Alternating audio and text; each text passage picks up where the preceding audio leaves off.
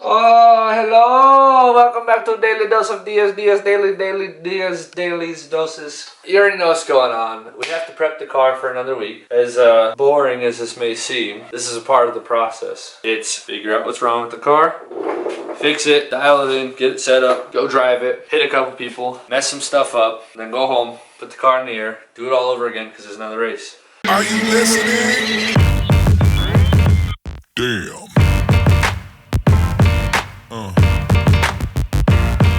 Yeah.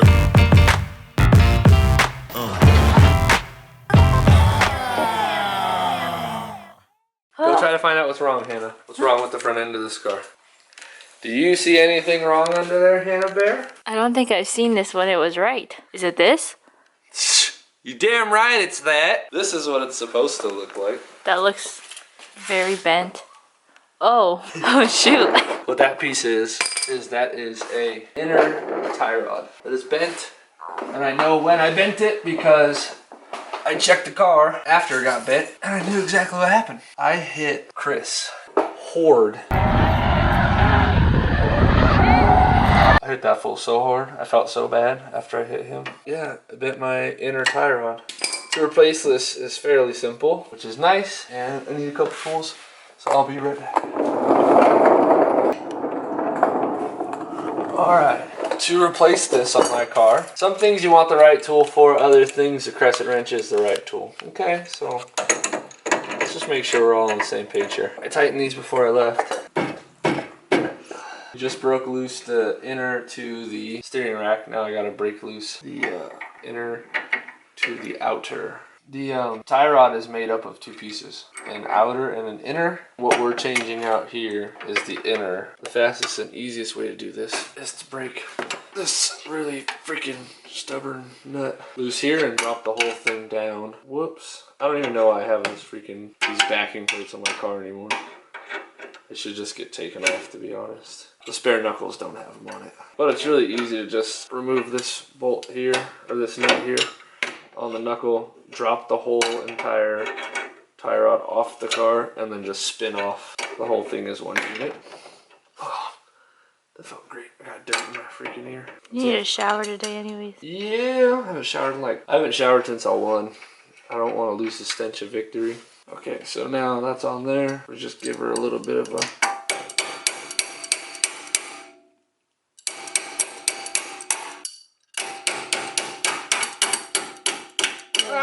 Stuff in my eyes! I can't see! I feel like this is not the right way to do that. It doesn't really matter. What I'll do is I'll put this thing relatively close and we'll screw this portion of it off. The outer.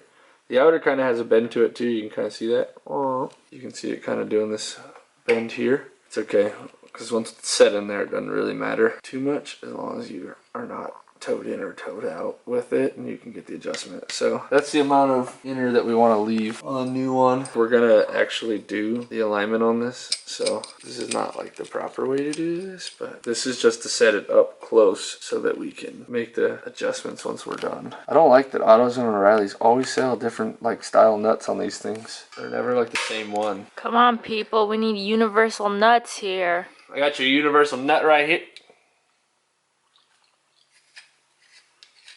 I'll take this guard off. This guard's just here to maintain the threads, so when you store it, you don't jack up the threads and then screw it into your rack and mess up your rack.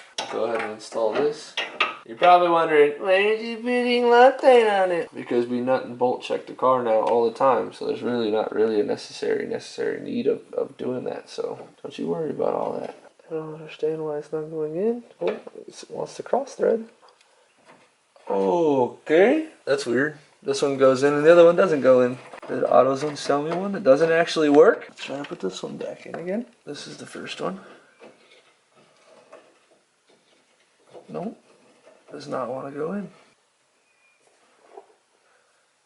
Nope. It just immediately gets hard, and that's not. That's what she said. See, look at this one goes right in. Oh, something's wrong with that one.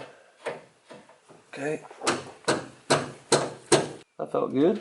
This is unbehooved. But this one didn't go on. It's weird. It looks like it's all the same. We'll just take it back and get it replaced. I don't understand why that is different. than this one. They're like almost exactly identical. There's something going on there on the stud department. This one does look a little bigger. I think it's just too big. All right, we'll just take it back and get another. But I actually need this little measurement here. Again, this is just to get it going. I have a ballpark of where we're gonna start off. And we'll screw the outer onto the inner. Yeah, see, this is you can see how bent this is. See how this is walking. Yeah, you can tell. Because the outer's bent, because it's been on my car for like 3 years. Do we need a new one? We have new ones. Okay, cool. We run it until it breaks. Okay, reinstall the outer. This is all gonna kind of stay a little loose because we're gonna have to redo the alignment. And then I need the nut. Where'd that 19 mil nut go? Oh, there it is. Okay, I'll reinstall this. This is known as a crimp nut. You can kind of see that's an ovalized hole, and then on the bottom side it's round. And that's so that once you get the stud going through the nut begins to lock onto the stud because of the awkward shape. Now we'll just run this on. Again, crescent wrench is always the right tool when you can't find the right tool or you're too lazy. Exhibit A. This style of nut begins to drag after you get to a certain point because that oval is now having to spread around the round stud. Go ahead and give it a little snuggy. Alright, that should be good. What'll end up happening is we'll put the car on the floor, we'll grab our toe plate, and we'll realign the front end.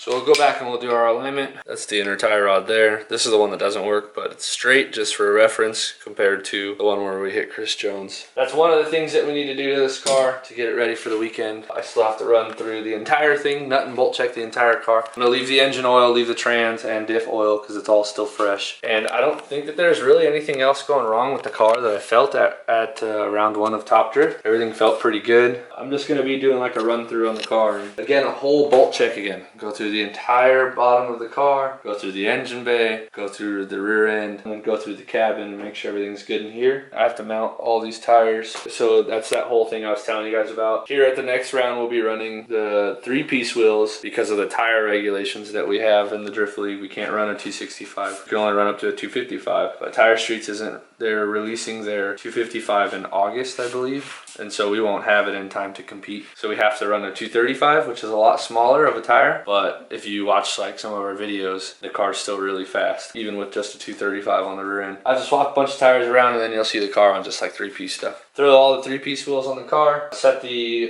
toe back up, make sure the alignment's all good, make sure nothing's bent in the rear end. Then the car will be ready, and then I'm ready, and I believe the team's ready as well. Everybody's pretty hyped and excited, and it should be a good one. Here we go. Yo. Don't look at my butt.